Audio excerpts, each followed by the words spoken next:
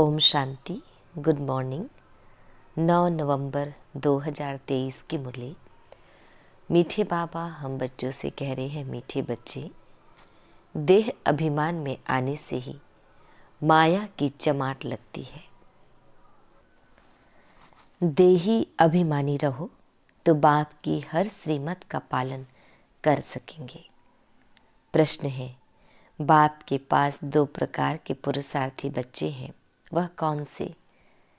उत्तर है, एक बच्चे हैं जो बाप से वर्षा लेने का पूरा पुरुषार्थ करते हैं, हर कदम पर बाप की राय लेते हैं। दूसरे फिर ऐसे भी बच्चे हैं जो बाप को फारकती देने का पुरुषार्थ करते हैं। कोई है जो दुख से छूटने के लिए बाप को बहुत बहुत याद करते हैं, कोई फिर दुख में फंसना चाहते हैं। यह भी वंडर है ना। गीत है, महफिल में जल उठी समा परवाने के लिए। ओम शांति। बच्चों ने गीत तो बहुत बार सुना है, नए बच्चे फिर नए से सुनते होंगे। जबकि बाप आते हैं तो आकर अपना परिचय देते हैं। बच्चों को परिचय मिला हुआ है, जानते हैं अभी हम बेहद के माता पिता की संतान बने हैं। जरूर मनुष्य सृष्टि का रचयिता माता पिता होगा, परंतु माया ने मनुष्यों की बुद्धि बिल्कुल डेड कर दी है। इतनी साधारण बात बुद्धि में नहीं बैठती। कहते तो सभी हैं कि हमको भगवान ने पैदा किया है, तो जरूर माता पिता होंगे। भक्ति मार्ग में याद भी करते हैं। हर धर्म वाले गॉड फादर को जरूर याद करते हैं। भक्त खुद तो भगवान हो नहीं सकते, भक्त भगवान की बंदगी साधना करते हैं। गॉड फादर तो जरूर सबका एक ही होगा, अर्थात सभी आत्माओं का फादर एक है। सभी जिस्मों का फादर एक हो नहीं सकता, वह तो अनेक फादर है। वह जिस्मानी फादर होते हुए भी हे ईश्वर कहकर याद करते हैं। बाप बैठ समझाते हैं, मनुष्य बेसमझ है जो बाप का परिचय ही भूल जाते हैं। तुम जानते हो स्वर्ग का रचयिता जरूर एक ही बाप है। अभी कलयुग है, जरूर कलयुग का विनाश होगा। प्रायः लोप अक्षर तो हर बात में आता है। बच्चे जानते हैं सतयुग अभी प्रायः लोप है। अच्छा, फिर प्रश्न उठता है, सतयुग में उन्हों को यह पता होगा कि यह सतयुग प्रायः लोप हो जाएगा, फिर त्रेता होगा? नहीं, वहाँ तो इस नॉलेज की दरकार ही नहीं। यह बातें किसकी भी बुद्धि में नहीं है। सृष्टि का चक्र कैसे फिरता है, हमारा पारलौकिक बाप कौन है, यह तुम बच्चे ही जानते हो। मनुष्य गाते हैं, तुम मात पिता हम बालक तेरे, तुम्हारी कृपा से सुख घनेरे, परंतु जानते नहीं तो कहना भी ना कहने के बराबर हो जाता है। बाप को भूल गए हैं, इसलिए आरफन बन पड़े हैं। बाप हर बात समझाते हैं, श्रीमत पर कदम कदम चलो, नहीं तो कोई समय माया बड़ा धोखा देगी। माया है ही धोखेबाज। माया से लिबरेट करना यह बाप का ही काम है। रावण तो है ही दुख देने वाला, बाप है सुख देने वाला। मनुष्य इन बातों को समझ नहीं सकते। वह तो समझते हैं दुख सुख भगवान ही देते हैं। बाप समझाते हैं, मनुष्य दुखी बनने के लिए शादियों में कितना खर्चा करते हैं। जो पवित्र पौधे हैं उनको अपवित्र बनाने का पुरुषार्थ किया जाता है। यह भी तुम समझ सकते हो, दुनिया नहीं समझती। यह विषय सागर में डूबने लिए कितनी सेरेमनी करते हैं। उन्हों को यह पता नहीं है कि सतयुग में यह विष विकार होता नहीं, वह है ही क्षीर सागर। इसको विषय सागर कहा जाता है। वह है संपूर्ण निर्विकारी दुनिया। बल त्रेता में 2 कला कम हो जाती है तो भी उनको निर्विकारी दुनिया कहा जाता है। वहाँ विकार हो नहीं सकते क्योंकि रावण का राज्य द्वापर से ही शुरू होता है।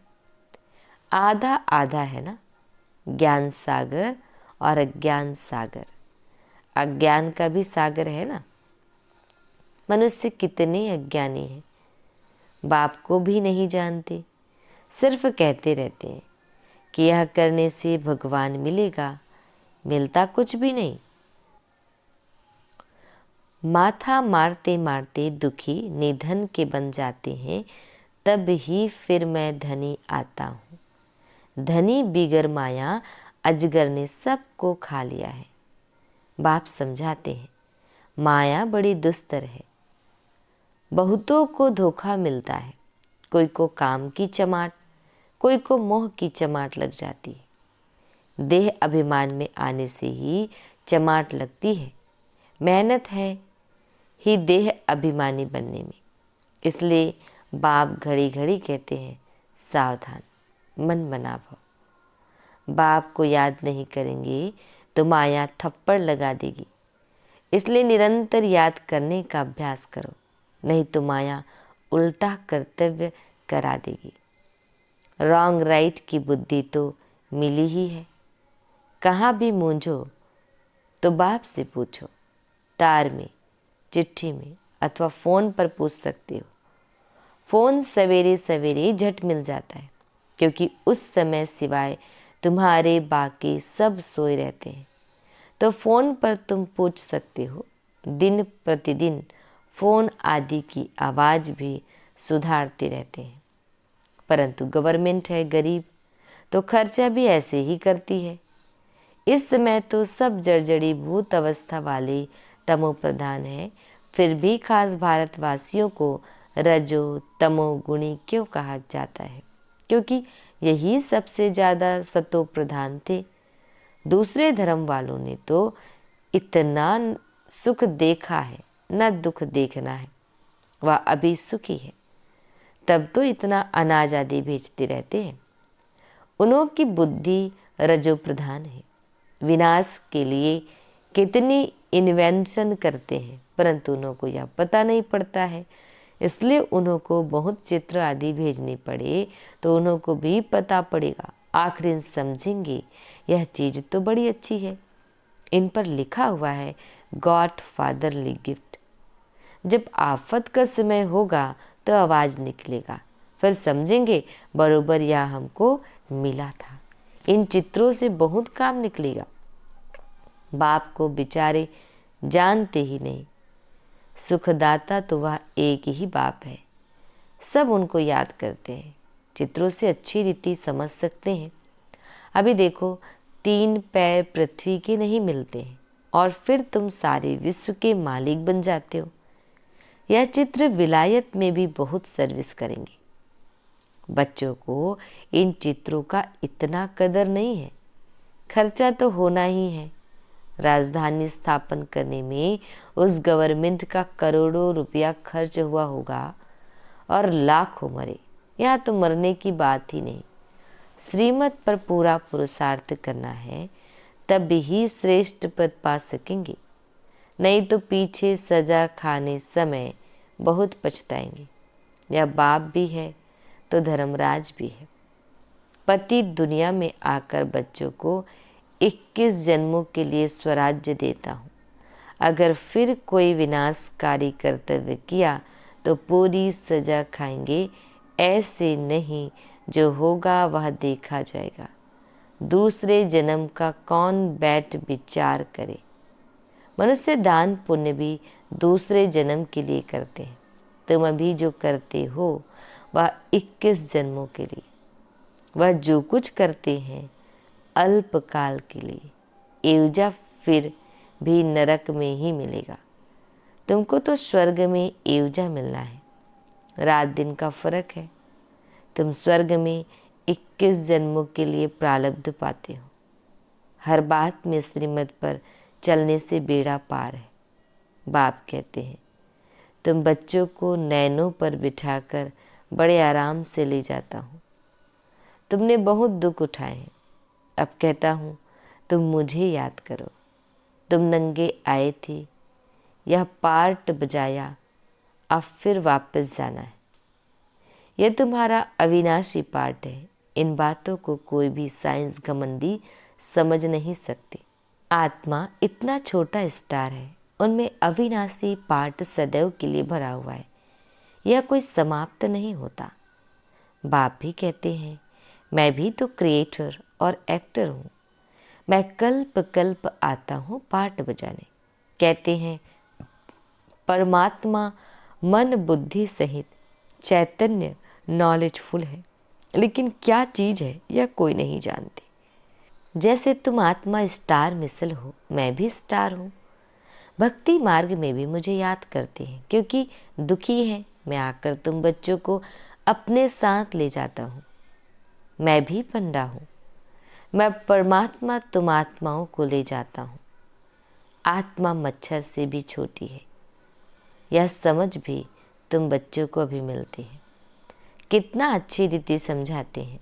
बाप कहते हैं, तुमको विश्व का मालिक बनाता हूँ। बाकी दिव्य दृष्टि की चाबी मैं अपने पास ही रखता हूँ। यह किसको नहीं देता हूँ। यह भक्ति मार्ग में मेरे ही काम में आती है। बाप कहते हैं, मैं तुमको पावन पूज्य बनाता हूँ। माया पतित पुजारी बनाती है। समझाते तो बहुत है, परंतु कोई बुद्धिवान समझे। यह टेप मशीन बहुत अच्छी चीज़ है। बच्चों को मुरली तो जरूर सुननी है। बहुत सिकिलदे बच्चे हैं। बाबा को बांधेली गोपिकाओं पर बहुत तरस पड़ता है। बाबा की मुरली सुनकर बहुत खुश होंगे। बच्चों की खुशी के लिए क्या नहीं करना चाहिए। बाबा को तो रात दिन गांव की गोपिकाओं का ख्याल रहता है। नींद भी फिट जाती है। क्या युक्ति रची, कैसे बच्चे दुख से छूटे। कोई तो फिर दुख में फंसने लिए भी तैयारी करते हैं। कोई तो पुरुषार्थ करते हैं वर्षा लेने का, तो कोई फिर फारकती देने का भी पुरुषार्थ करते हैं। दुनिया तो आजकल बहुत खराब है। कोई बच्चे तो बाप को मारने में भी देरी नहीं करते हैं। बेहद का बाप कितना अच्छी रीति समझाते हैं। मैं बच्चों को इतना धन दूंगा जो यह कभी दुखी नहीं होंगे। तो बच्चों को भी इतना रहमदिल बनना चाहिए कि सबको सुख का रास्ता बताएं। आजकल तो सभी दुख देते हैं, बाकी टीचर कभी दुख का रास्ता नहीं बताएंगे। वह पढ़ाते हैं। पढ़ाई सोर्स ऑफ इनकम है। पढ़ाई से शरीर निर्वाह करने लायक बनते हैं। माँ बाप से भलवरसा मिलता है, परंतु वह क्या काम का। जितना जास्ती धन उतना पाप बहुत करते हैं। नहीं तो तीर्थ यात्रा करने बड़ी नम्रता से जाते हैं, परंतु कोई कोई तो तीर्थ यात्रा पर भी शराब ले जाते हैं, फिर छिपा कर पीते हैं। बाबा का देखा हुआ है, शराब बिगर रह नहीं सकती। बात मत पूछो। लड़ाई में जाने वाले भी शराब खूब पीते हैं। लड़ाई वालों को अपनी जान का ख्याल नहीं रहता है। समझते हैं आत्मा एक शरीर छोड़ जाकर दूसरा शरीर लेगी। तुम बच्चों को भी अभी ज्ञान मिलता है। यह छी शरीर छोड़ना है। उन्हों को कोई ज्ञान नहीं, परंतु आदत पड़ी हुई है मरना और मारना। यहाँ तो हम आपे ही बैठे बैठे बाप के पास जाना चाहते हैं। यह पुरानी खाल है। जैसे सर्प भी पुरानी खाल छोड़ देते हैं। ठंडी में सूख जाती तो उतार देते हैं। तुम्हारी यह तो बहुत छिछी पुरानी खाल है। पार्ट बजाते अब इनको छोड़ना है, बाबा के पास जाना है। बाबा ने युक्ति तो बताई है, मन मना भाव। मुझे याद करो बस। ऐसे बैठे बैठे शरीर छोड़ देंगे। सन्यासियों का भी ऐसे होता है, बैठे बैठे शरीर छोड़ देते हैं, क्योंकि वह समझते हैं आत्मा को ब्रह्म में लीन होना है। तो योग लगाकर बैठते हैं, परंतु जा नहीं सकते। जैसे काशी कलवट खाते हैं वह जीवघात हो जाता है, वह सन्यासी भी बैठे बैठे ऐसे जाते हैं। बाबा का देखा हुआ है, वह हुआ हठयोग संन्यास। बाप समझाते हैं, तुमको 84 जन्म कैसे मिलते हैं, तुमको कितनी नॉलेज देते हैं। कोई बिरला ही श्रीमत पर चलता है। देह अभिमान आने से फिर बाप को भी अपनी मत देने लग पड़ते हैं। बाप समझाते हैं, देही अभिमानी बनो, मैं आत्मा हूँ। बाबा आप ज्ञान के सागर हो, बस बाबा आपकी राय पर ही चलूँगा। कदम कदम पर बड़ी सावधानी चाहिए। भूले तो होती रहती है, फिर पुरुषार्थ करना पड़ता है। कहाँ भी जाओ बाप को याद करते रहो। विकर्मों का बोझ सिर पर बहुत है। कर्म भोग भी तो चुकतू करना होता है ना। पिछाड़ी तक यह कर्म भोग छोड़ेगा नहीं। श्रीमत पर चलने से ही पारस बुद्धि बनना है। साथ में धर्मराज भी है तो रिस्पॉन्सिबल वह हो गया। बाप बैठा है, तुम क्यों अपने पर बोझा रखते हो। पतित पावन बाप को पतितों की महफिल में आना ही है। यह तो नई बात नहीं, अनेक बार पाठ बजाया है, फिर बजाते रहेंगे। इसको ही वंडर कहा जाता है। अच्छा, बाबा हम बच्चों को विश कर रहे हैं पारलौकिक बाप दादा का मीठे मीठे सिकिल्दे बच्चों प्रति याद प्यार और गुड मॉर्निंग। रूहानी बाप की रूहानी बच्चों को नमस्ते।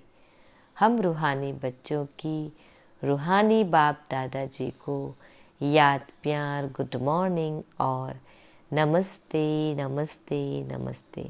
शुक्रिया मीठे प्यारे बाबा, आपका लाख लाख शुक्रिया। धारणा के लिए मुख्य सार है, आज हम बच्चों को इस पॉइंट को धारण करना है। फर्स्ट पॉइंट है, बाप समान सबको दुखों से लिबरेट करने का रहम करना है, सुख का रास्ता बताना है। सेकंड पॉइंट है, कोई भी विनाशकारी उल्टा कर्तव्य नहीं करना है। श्रीमत पर 21 जन्मों के लिए अपनी प्रारब्ध बनानी है। कदम कदम पर सावधानी से चलना है। वरदान है, वायदों की स्मृति द्वारा फायदा उठाने वाले सदा बाप की ब्लेसिंग के पात्र भव। डिटेल है, जो भी वायदे मन से, बोल से अथवा लिखकर करते हो, उन्हें स्मृति में रखो तो वायदे का पूरा फायदा उठा सकते हो। चेक करो कि कितने बार वायदा किया है और कितना निभाया है। वायदा और फायदा इन दोनों का बैलेंस रहे तो वरदाता बाप द्वारा ब्लेसिंग मिलती रहेगी। जैसे संकल्प श्रेष्ठ करते हो, ऐसे कर्म भी श्रेष्ठ हो तो सफलता मूर्त बन जाएंगे। स्लोगन, स्वयं को ऐसा दिव्य आईना बनाओ जिसमें बाप ही दिखाई दे, तब कहेंगे सच्ची सेवा। ओम शांति।